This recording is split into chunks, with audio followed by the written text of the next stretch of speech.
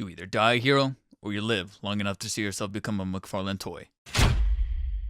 This might be the first one out of the wave that I look at and I go, yeah, I probably would have swapped this out for maybe Raish or one of the other characters from the Dark Knight trilogy. My gut was almost about to say Bane, but that's kind of the whole point of the Build-A-Figure wave, and one of the included members is going to be Harvey Two-Face. Now, he is kind of a given when you think about it in concept. Like, yeah, it's Harvey Two-Face Dent from the Dark Knight trilogy. Obviously one of the best parts of The Dark Knight, on top of Heath Ledger, the structure of the story, and being that he's one of the more dynamic characters that's really fascinating to watch on screen, McFarlane Toys was definitely going to make a figure out of him in the 7-inch scale, and that's why I thought to myself, yes, he is a given. Scarecrow was probably going to be the one to look at it and go, yeah, he could have been the swappable one, but now I feel like I'm probably changing my mind over to Two-Face. You could argue that I'm probably being a bit Two-Face myself about the ordeal. And the reason why is because he's not inherently a bad figure. In fact, he's actually a pretty good constructed figure. There's just a lot of little things about him that just kind of sum up in a way that I look at and go, yeah, they either needed to excel on those things that could have had some easy fixes, or just swapping out for a different character that they could potentially be saving for a wave 2. But I would have taken them sooner rather than later if it meant that maybe Two-Face would have gotten a little bit of extra time with some particular facets. But he's still, like I said, not a bad figure. He still has a definite shelf presence to him that I cannot deny. Funny enough, one of those qualities that doesn't really contribute to the shelf presence is the likeness to Aaron Eckhart. In fact, I could have easily been able to tell this not only from the promo pics, but even from that leaked image of New York Comic Con back in last year of 2022. I could tell that from the face that is not scarred, that was not going to be Aaron Eckhart. The face, in fact, kind of borderlines on that of a caricature of him. Not even a cosplayer, like I said with Joker, but more so like a caricature in the sense that that does not look like even a human person. It even looks like a video game interpretation of that rendition. And if you want to take it an extra mile, I would even say that maybe McFarlane Toys went with a portrayal that sculpt-wise looks awesome. I like the gory, fleshy nature of the scarred face with the exposed bone, jawline, teeth, and eye. Except there's a couple of moments here and there where maybe they could have gone a little extra on the gory detail, but of course they don't want to upset some parents, even though the box says ages 12 and up. But I digress. It could have been a little better, but it's still not a bad sculpting and a bad job that they did with the charred up Two-Face rendition here on the head sculpt. McFarlane Toys decided to go with a look that's almost kind of like a combination between the Two-Face we got in the Dark Knight film and then the Two-Face that we got 3 years later in Arkham City. This is probably going to be the closest to an Arkham City Harvey Dent that we're going to get until we possibly get another rendition of that. And here we have a blueprint. They could probably just take this and sculpt a version for Arkham City. I mean, we already got Catwoman, Penguin. Who's to say that we won't get a second wave with maybe Talia al Ghul, its own version of Clayface, even though we got a New 52 or DC Rebirth Clayface Megafig. Maybe we can get some other versions of characters in that game, and then one of them could be Two-Face himself. And it's looking like we have that kind of peeping through a little bit on the head sculpting here. I like the hair, but the face is the one where we could look at and go, yeah, they did some stylistic choices. The rest of the suit kind of follows, well, suit. I'm sorry. I didn't really mean for that to be a pun, but take it how you will. You know, the sculpting of the suit itself is going to be pretty par for the course that McFarlane has done in the past as far as fabric details, sculpting of the pants, the suit. The only thing that I think could have been handled a little bit better is the actual shading they went with, because you can see that we have the charriness from his eventual scarring going alongside the left part of the suit, and I appreciate that just like it was in the movie. It's just that it barely stands out because of how muted the color palette of the suit is this time around, and if I remember correctly, his suit was a lighter shade of gray in the movie itself, so I could have appreciated if maybe they went with the lighter shade for at least the suit jacket to make an awful lot of the burnt marks on the suit stand out a little bit more. Otherwise, the red tie with the dual shades of red, that's obviously symbolic of the character, as well as the white shirt underneath, the black pants, they're all pretty much self-explanatory, but they do an adequate job of selling the character. We then get, however, to what is probably going to be my only real main complaint about Two-Face here, is that if you'll take a look at his hands, you'll notice that one of them is sculpted to look like he's holding something, wink wink nudge nudge, an excuse to get that secondary munitions pack, because obviously they're not going to include his signature firearm from the ending of the film.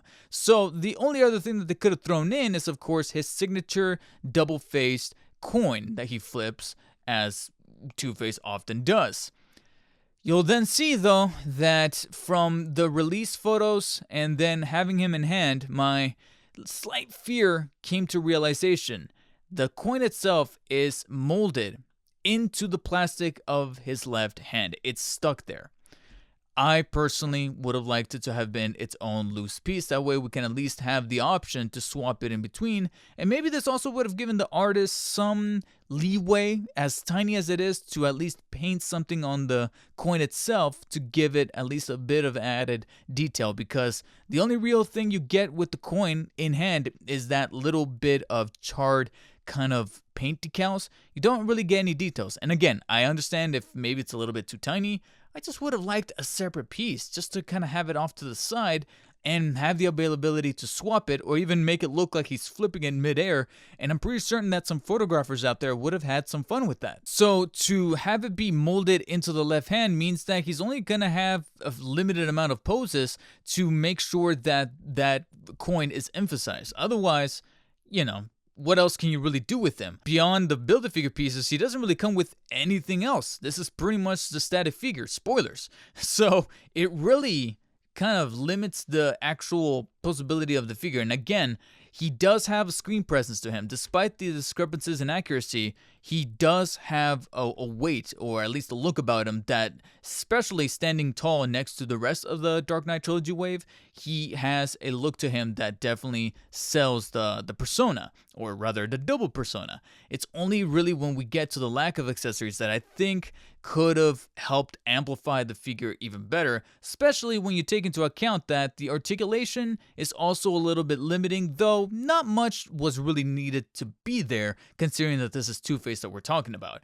But as you've probably noted from the review thus far, he is sporting the black base, and that is because, unfortunately, can't get him to stand on his own, considering that limited articulation. Though the head is able to fully rotate 360, it's not really able to tilt up all that much, but it is able to slightly crunch inwards via the ball joint inside. Shoulders, because of the way that they're separated from the main jacket here in the middle, you are able to rotate it 360 degrees, as well as very flexibly T-pose them in a way that is like so via the extension. Bicep swivels allow the full arm to rotate 360. The two joints at the elbows are fully able to bend all the way up. And despite my issues with the sculpted coin hand here, it is able to rotate 360 degrees as well as pivot inwards and outwards, though similar to Joker, because he is pretty much built into a suit attire, the cuff on both the wrists and the ankles are going to be incredibly limited, and thus explaining why he's very difficult to stand. I'm gonna skip ahead a little bit here and note that the ball joints on the ankles are also a little bit on the stiff side. Had to give it a firm pass with the hairdryer to make sure that they're flexible, but once you do get them moving, you're only really able to move them horizontally and slightly pivot them downwards and upwards, like so, only about one notch at a time. And of course, you are going to have the toesies. Thankfully, unlike Batman and Joker, the toesies are actually much more flexible and they do move almost all the way up, so at least it gains some added footing, but it doesn't really do a whole lot of justice to get him to stand on his own. He's kind of doing it now, only because he's dispersing the weight a little bit with his arms, but once you do kind of get him situated slightly and you think to yourself you have him on a very flat, even ground, he starts to tip towards the back like you saw right there. So not much in the way of posability, but then again, what other poses can you really put him in except to make him look like he's holding the coin up like so via the arms. On the bright side, unlike Batman, he is able to flush said arms downwards across the body here via the shoulder joints, so at least there's some flexibility there, and they're not just kind of standing about, which is funny considering that New York Comic Con image that showed him kind of like in this pose like this. So it's cool to see that the final result does allow the arms to be fully flushed. Then we get to the torso, where we do get into some limited mobility, considering that we do have a horizontal cut. You can kind of see underneath the tie here, which is kind of molded down halfway through, but underneath you do have a vertical cut to at least allow some mobility and crunching inwards, so it can kind of move forwards slightly and some slight extension towards the back, but not as much as you would expect. Slight crunching in the obliques from left to right via the coat piece there, but at least you do have rotation horizontal, almost full, actually rather a full 360 degrees, and it does slightly feel like the waist can kind of nudge left and right, but it does look like it's stopped almost all the way via the diaper right here, and the legs are able to extend only about that far towards the front, a little bit towards the back, exposing a little bit of a gap here at the top of the legs, and then the two joints at the knees are fully able to bend almost all the way up. So you'll notice that he has pretty basic articulation that does the job, but that's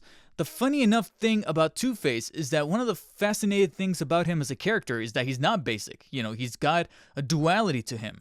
The figure itself just comes across as basic, and there's not a whole lot left to be deciphered underneath. Furthermore, getting him to stand on a flat surface is a little troubling considering the sculpting of the ankles and the joints underneath, so ultimately I have to resort a little bit towards the base here to get him into at least a decent enough pose. So you can tell that Two-Face is probably going to take some advantage of folks who like to customize their figures, whether it be to bring out a little bit more of the gory detail on his half face, or to go ahead and buy one of those munition packs to give him his much needed pistol. Because standing on his own as it is, he's just kind of there, and that's a little bit of a bummer for arguably one of my favorite elements out of the Dark Knight film, Harvey Two-Face. So he's definitely in need of some form of amplification, because if he is not at least standing alongside the rest of the characters in the wave, whether it be